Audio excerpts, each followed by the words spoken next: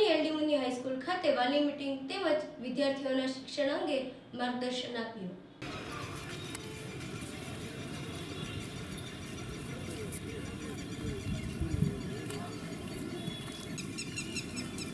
આમાં વાંધો નથી.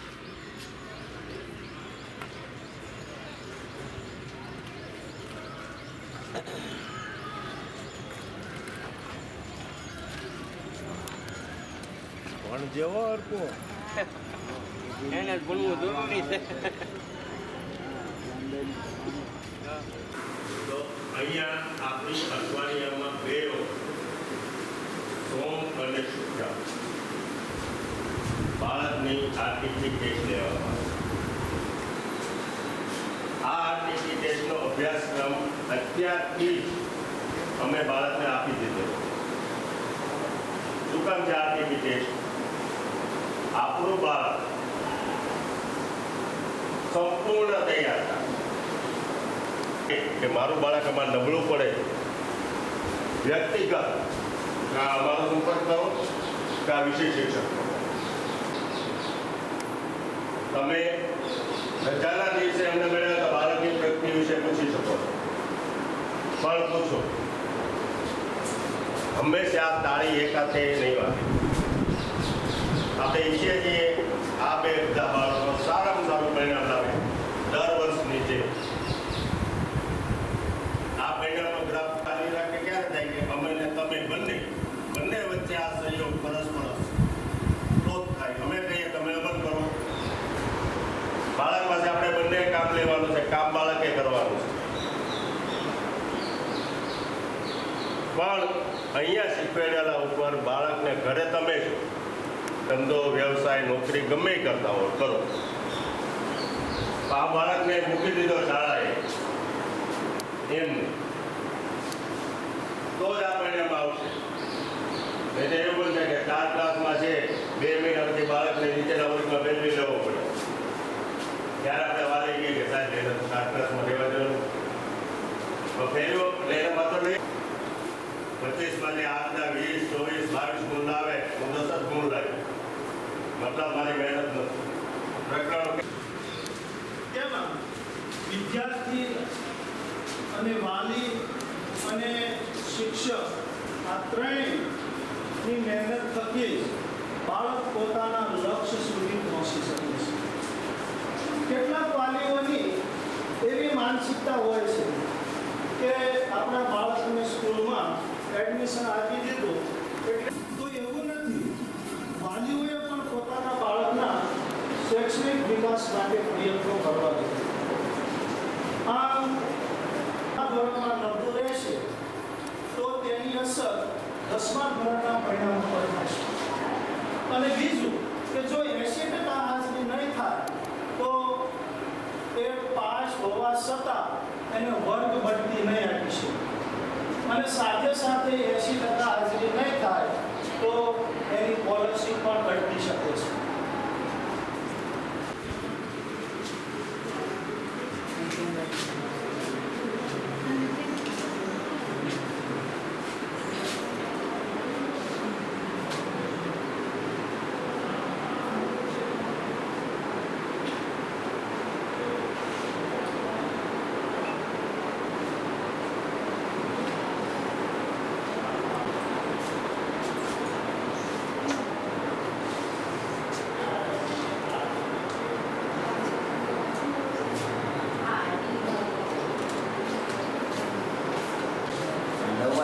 વિદ્યાર્થીઓ છે અને એ સ્વાભાવિક છે કે પ્રાઇમરી એટલે 1 થી 8 ધોરણ ભણીને એ બાળકો ખૂબ વાલ મેળવીને અહીંયા આવ્યા છે. હવે આ વાલ તો એવું ને એવું રહેવાનું નથી, કારણ કે આપણે એને પરિપક્વ કરવા પડશે, આપણે એને ઘડતર કરવું પડશે. એટલા માટે હાઈસ્કૂલ શરૂ થાય, માધ્યમિક શરૂ થાય અને પછી ઉચ્ચતર માધ્યમિક. જો આ માધ્યમિકનો જ પાયો, જેને કહેવાય અત્યારે તો બાળ ગીતો ગાયા, વાર્તાઓ સાંભળી, ઘણી બધી એક્ટિવિટીઓ કરી, હવે પૂરેપૂરું ફોકસ અભ્યાસમાં અને ઇતર પ્રવૃત્તિઓમાં રહેવાનું છે બાળક. જ્યારે ઇતર પ્રવૃત્તિઓમાં રહે છે કે એનો વિકાસ થાય એ સ્વાભાવિક છે, પણ સાથે સાથે એનું એજ્યુકેશન ડેવલપ થાય. જે પુસ્તકો છે એની નોટબુક બનાવે, યુનિફોર્મ પહેરી રેગ્યુલર આવે, શિસ્તમાં રહે અને શાળાના માહોલમાં એડજસ્ટ થાય. 9મું ધોરણ છે, હજી આ 1 મહિનો હજુ પૂરો નથી થયો આપણે શાળાને. ગયા 8 તારીખે સ્કૂલ ખુલી છે, આજે 4 તારીખે મીટિંગ છે. 1 મહિનો નથી થયો પણ છતાં આ બાળકો અમારી સાથે ઘડાઈ ગયા છે, મેચ થઈ ગયા છે. એટલે શિક્ષકોનો આદર, વિદ્યાર્થીઓની સાથે સાયુજિત મેળવે અને આ જે મહત્વનું વર્ષ છે એમ માની અને આગળ ડેવલપ પામે એ ખૂબ ખૂબ વાલીઓને અને તમને સૌને શુભેચ્છા. નમસ્તે. પહેલાં તો સવારે ટેકનિકલ રિવિઝન સ્કૂલ શાળાએ છોકરાને મોકલીએ શું કામ છે? છોકરાનો જે વિકાસ છે સર્વાંગી વિકાસ થાય, સારો સંસ્કારી નાગરિક અને આપણને રાખે. સારા સંસ્કાર આવશે તો જ રાખશે. તો એ સારા સંસ્કાર ક્યારે આવશે? શાળાએ આવશે તો. શાળાએ પણ મોકલશો ને તો ક્યાંથી સંસ્કાર આવશે? બીજું કે શાળામાં જે બાળક છે એ 11 થી 5 24 કલાકની અંદર 5 બીજો જે સમય છે ઘરે જ છે. એટલે ઘણી વાર વાલીઓ એમ કહે છે કે ડ્રેસ લઈ દીધો, ચોપડા લઈ દીધા, બધું સાહેબ અમે શું કરીએ? એ વાત ભાવ પડે. જવાબદારી તમારી પૈસાની છૂટી નથી જવાની. એવા સાહેબ વાઘેલા સાહેબ અત્યારે પેરેન્ટ માર્ચિંગમાં આવ્યા છે. શાળા પરિવાર અને વર્ગ વતી આપણે તાળી ઉપાડી સાહેબનું આપ સૌને નમસ્કાર. વરસાદ મન મૂકીને વરસે એવું સૌ ઈચ્છે તો જ ઉગે અને કેમ પાકે? કે વરસાદ જો મન મૂકીને વરસે તો જ થાય. એમ આ વિદ્યાર્થીને આપણે એ શીખવાનું છે કે મન દઈને ભણવાનું છે તો જ ઉગશે, તો જ આપણા ઘરે ના આવશે, તો જ આપણે કંઈક બે ટકે આગળ વધીશું અને તો જ આનંદ કરીશું. આ શિક્ષણ કેટલી રાહ જોઈએ આપણે. વરસાદ 1 મહિનો પસાર થઈ ગયો, જુલાઈમાં આપણો વારો આવ્યો, 3જી તારીખ. કેવો આનંદ થઈ ગયો, વાતાવરણ બદલાઈ ગયું. એમ આ વિદ્યાર્થીને એક વાલી તરીકે, એક શિક્ષક તરીકે અને આપણે સૌ સમાજના નાગરિક તરીકે એ શીખવું પડશે. એ શીખવું પડશે કે આ છોકરાઓને નાગરિકને ભણતર જિગ્નેશ સાહેબે, વાઘેલા સાહેબે આમ તો મોસ્ટ ઓફ વાત કરી, પણ તમને બોલાવવાનું મુખ્ય કારણ તો આ બોર્ડનું વર્ષ. અત્યાર સુધી શું હતું કે અત્યાર સુધી એને સ્કૂલ લેવલે જ એક્ઝામ આપવાની, પેપર એ સ્કૂલ લેવલ, બરાબર, અને નોટના માર્ક્સે પાસ થવામાં ઉમે. પણ એક હેતુ એ છે કે આપણે જે ક્ષેત્રમાં છીએ એ ક્ષેત્ર આપણું ઉજળું દેખાય. ભણાવતો હોવ તમે જેટલા વિદ્યાર્થીને ભણાવ્યું હોય એમાંથી પરિણામ મળે તો મારી મહેનત તમારા વિશ્વાસ હવે હેતુ એ છે કે તમે અમારા વિશ્વાસે બાળકને મોકલ્યો છે, બાળક તમારું પાસ થાય એ અમારો પ્રયત્ન. એક વિષય એમાં એક જ ચેપ્ટર કેટલા દિવસ તૈયારી કરી?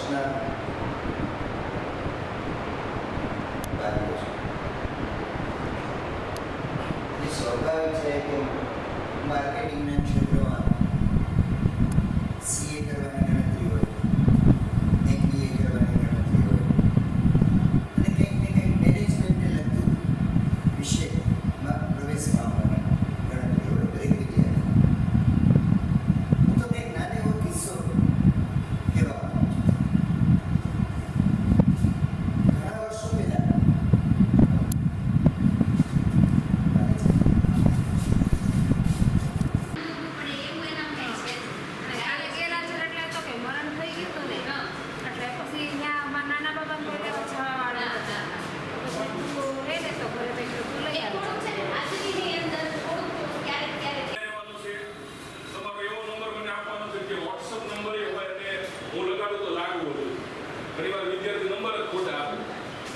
લાગે તમારા વાલીયાર વાત કરે ને એટલે આવું બધું થતું હોય.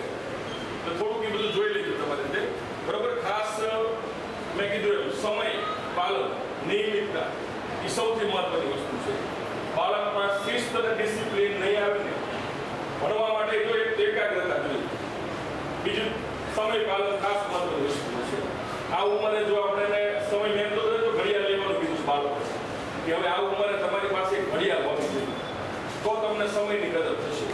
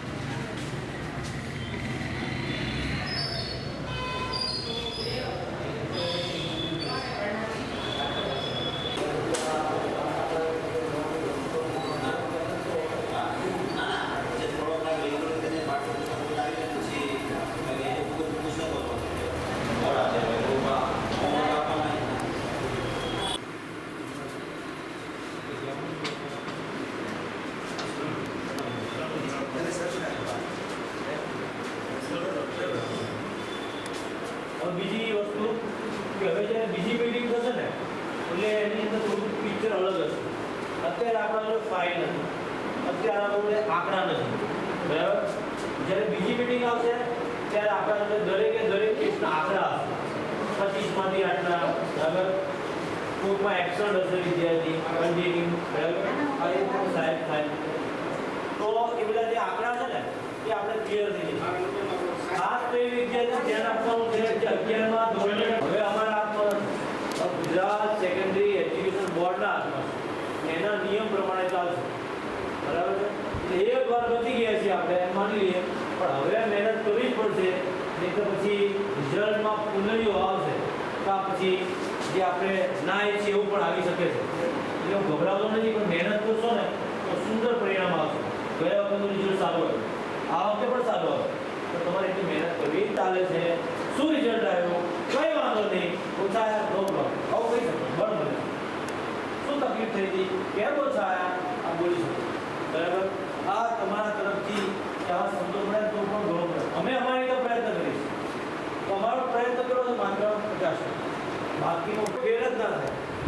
2-3 વિદ્યાર્થીઓ જે ફેર થાય છે હવે અમને સારું નહીં લાગે, પણ ક્યાંક કંઈક કાચું કપાઈ ગયું તમારા દ્વારા કે વિદ્યાર્થી દ્વારા જે પણ હોય તો 2 દિવસથી રાહ જોઈએ છે કે 100% પરિણામ હોય અને રેકોર્ડ થાય આપણે એન્ટ્રીનો ભાડો.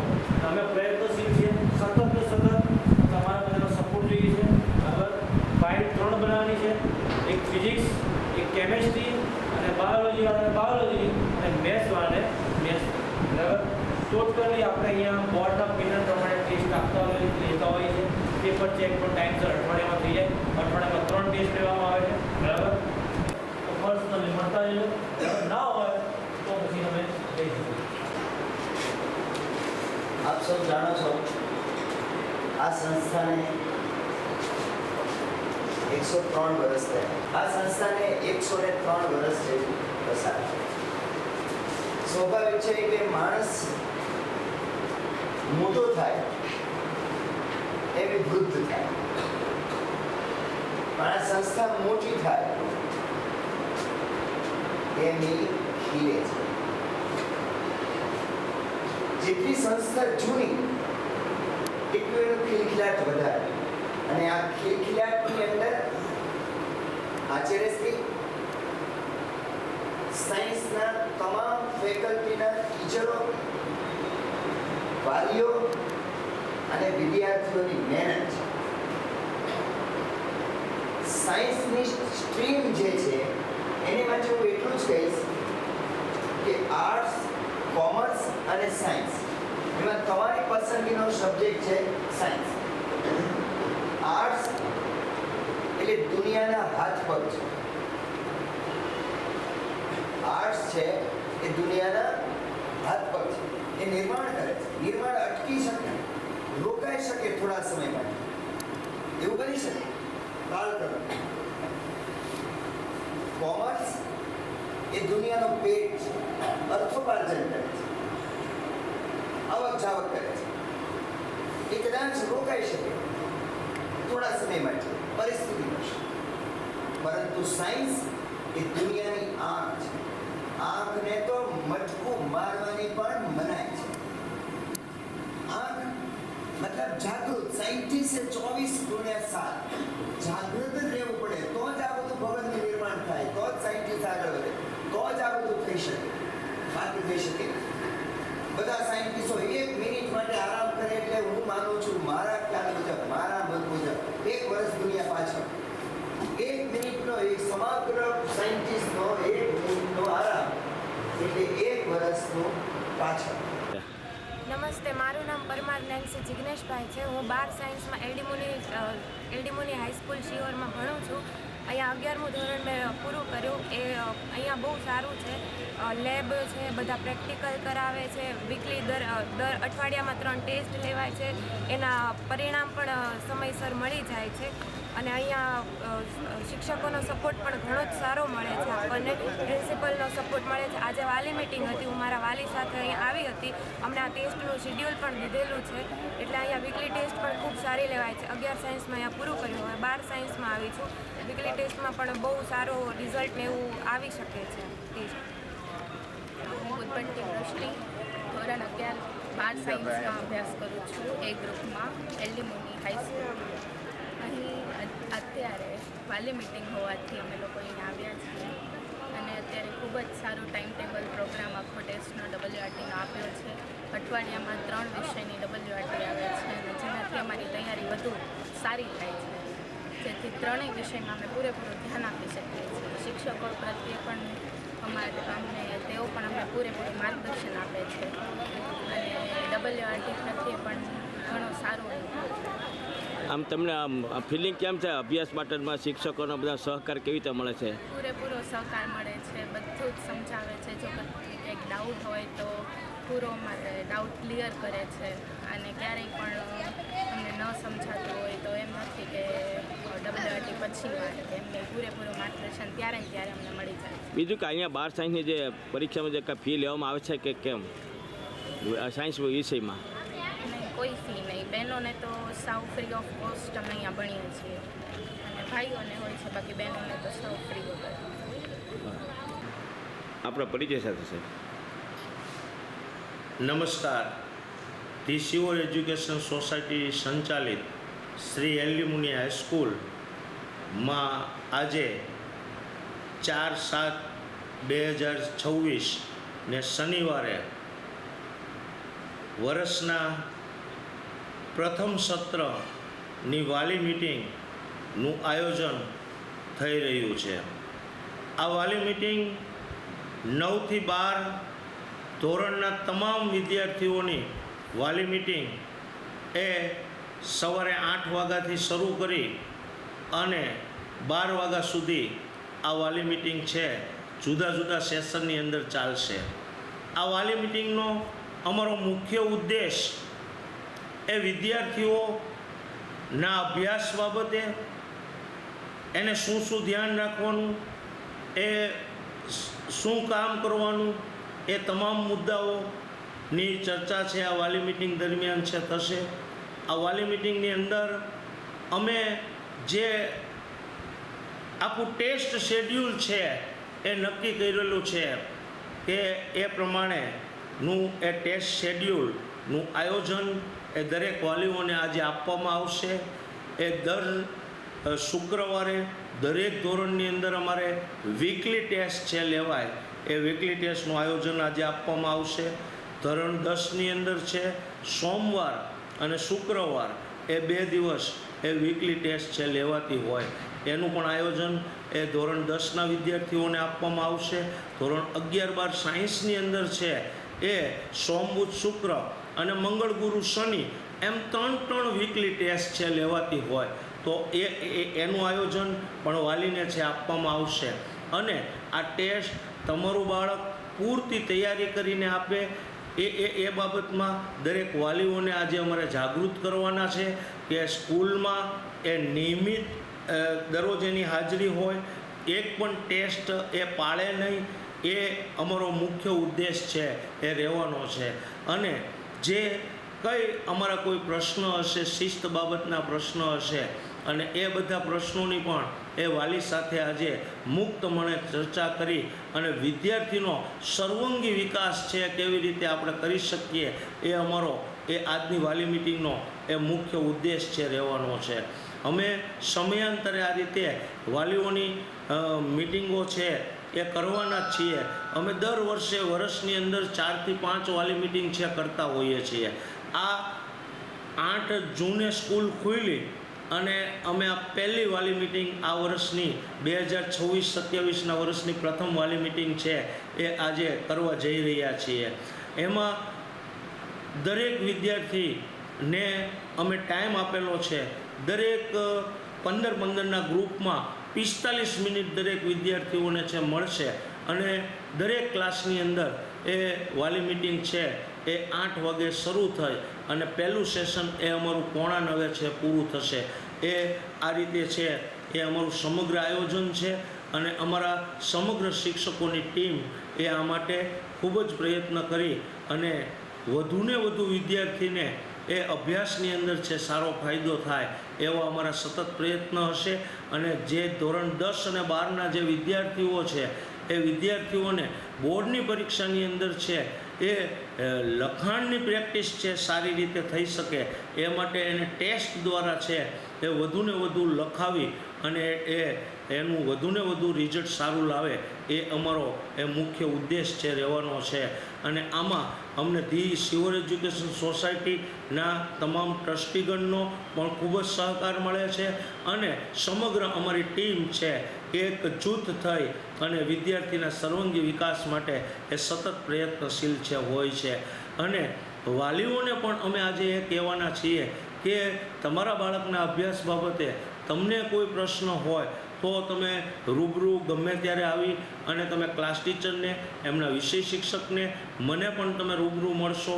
એનું હું એ સોલ્યુશન છે એ વહેલી તકે કરાવીશ. નાની નાની બાબતો ઉપર અમે ધ્યાન રાખી અને વિદ્યાર્થીના વિકાસ માટે વિદ્યાર્થી આગળ વધે આ ઝડપી યુગની અંદર અને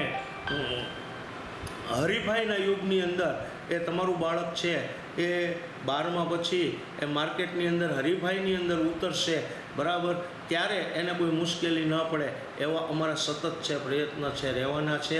અને અમે અમારા બનતા પૂરા પ્રયત્ન છે કરશું.